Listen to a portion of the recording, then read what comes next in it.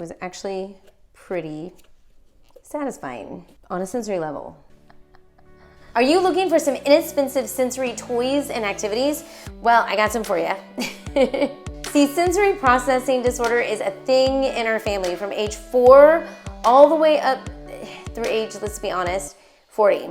And because of that, we need that physical stimulation and sensory input in order to just make it through the day and to keep our brains on screwed tight. Now, in this video, I'm gonna share with you 8 sensory toys and activities that you can either make at home, buy at the dollar store, or even buy at that store called Amazon, you know, that one online. I'm gonna stick a link down below. This is a collaboration with my dear, dear, dear friend, Valerie over at Our Homeschool Castle.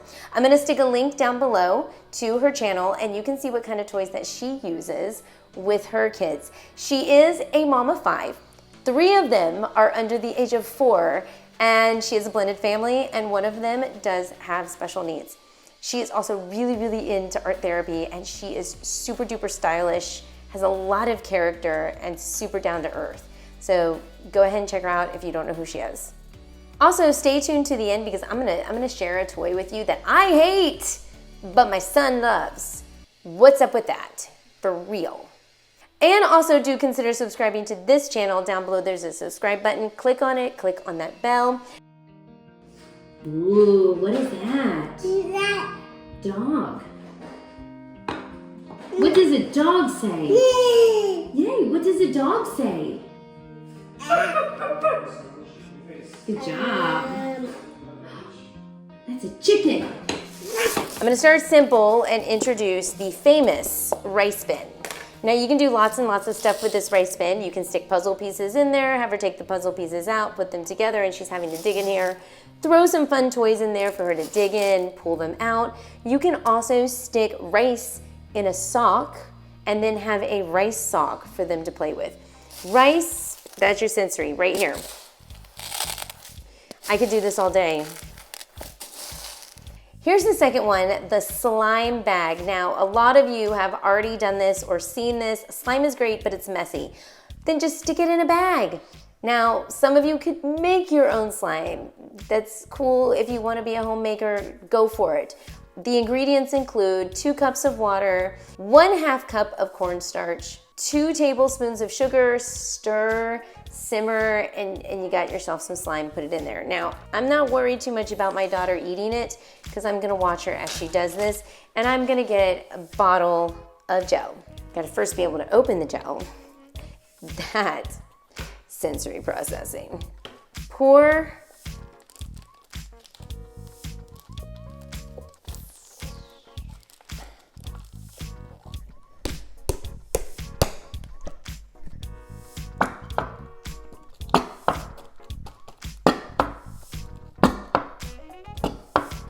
That was actually pretty satisfying on a sensory level, not in a weird level, just. So you got your sensory bag. Now this is when you get to put all your fun little sprinkles and sparkles and glitter, and you can stick it in there and smush it all up. Of course, when you do this, you want to press on it to make sure you get all the air out before you actually close it.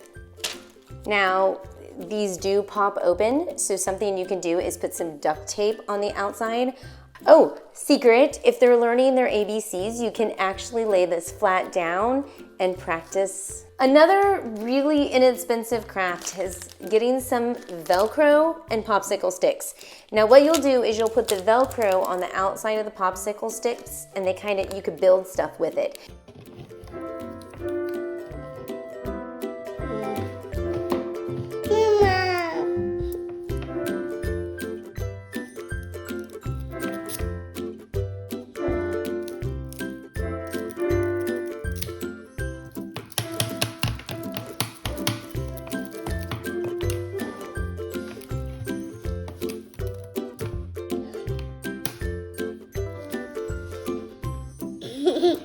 You know, even though you're working that sensory processing stuff, you're also working some fine motor skills and some STEM learning in there.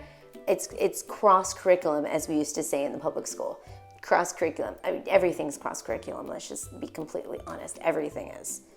But we just go with it. Just go with it. These are water beads before they're put in water, and these are amazing. I think everybody's heard of them, but not just this. Make sure you have a container, but try to get these guys. These guys, you can stick them inside, move them around with the water beads. Now you don't have to do this with just water beads. You can actually use these with the rice bin. Pretend it's water beads too. It's that.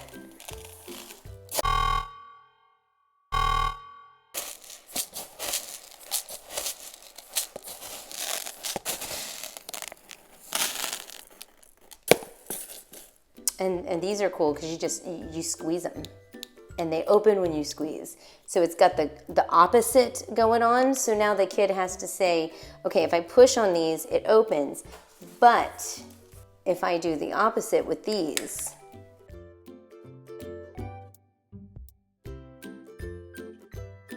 I'm throwing in finger paint because finger paint is a win-win except when it gets messy. So make sure you do this one in an area that can be cleaned up quickly, or put down a tablecloth, or you know what, just go outside and do some finger paint. I got this from the Dollar Tree. $1. And we just need some paper. How many of you have like 1 million of these, whether you live in New Orleans or just 4th of July stuff? 4th of July stuff. Well, we have 1 million of these and they're free. And these are great. I mean, you can play with them, wear them around your neck, stick them in, well, you don't want to stick them in your mouth, but kids do that. So you have to be very, very careful. You can also make, and this is great for middle school, I'll be honest. You can make a little hand fidget. So just take one of these like I'm doing right now and just kind of cut it. Twist it. I just looped it and twisted it. Now I'm going to stick this in there. About halfway. Loop, twist. And we'll get another guy in there. Here you go.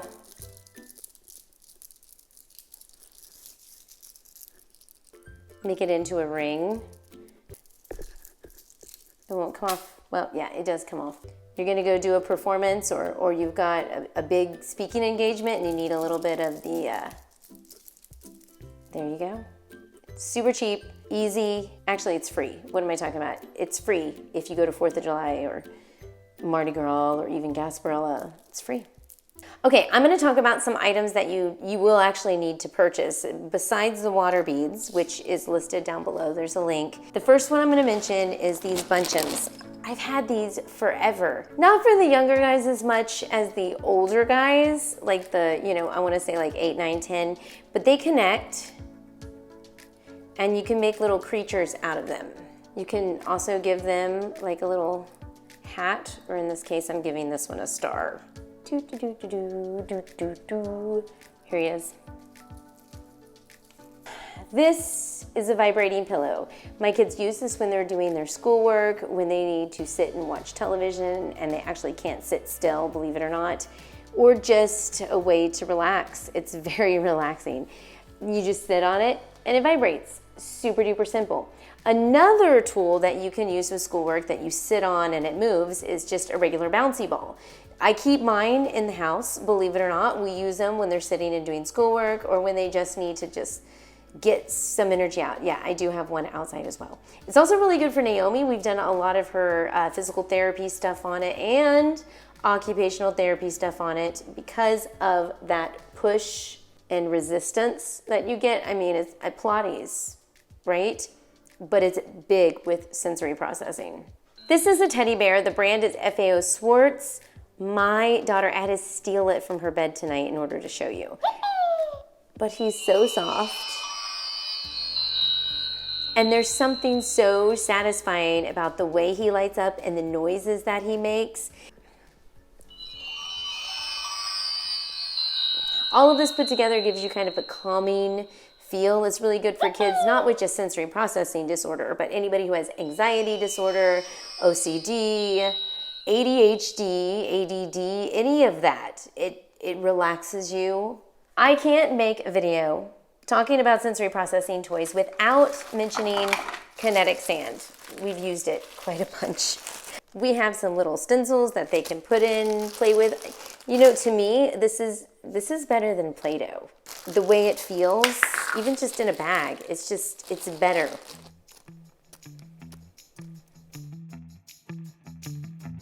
Now here's the one that I really, really hate that my son loves. I don't even want to touch it. I'm just gonna be honest. I don't even want to touch it, but because I love you. They're foam balls. Okay, as a parent, my son loves it, loves to build with these, squish them around, but they are so messy. You can make shapes out of it, squeeze it. Then when you're done, you just put it back. We tried for so long to keep the colors separated. I think we did pretty good. After you're done playing with it, you get like this weird silky, slimy, no, silky's the word, a silky residue. But my son loves these. I find these little purple balls everywhere all over the house. So let me know in the description box below if you have any sensory crafts, do-it-yourself crafts, toys, activities that you want to share with me and with others who are watching this video. Do not forget to check out Miss Valerie's channel, Our Homeschool Castle. Until then, I am going to stick some videos around my face. Give me a big like if this was helpful. Subscribe to our channel if you want to see our journey. And I will see you in our next video. Bye.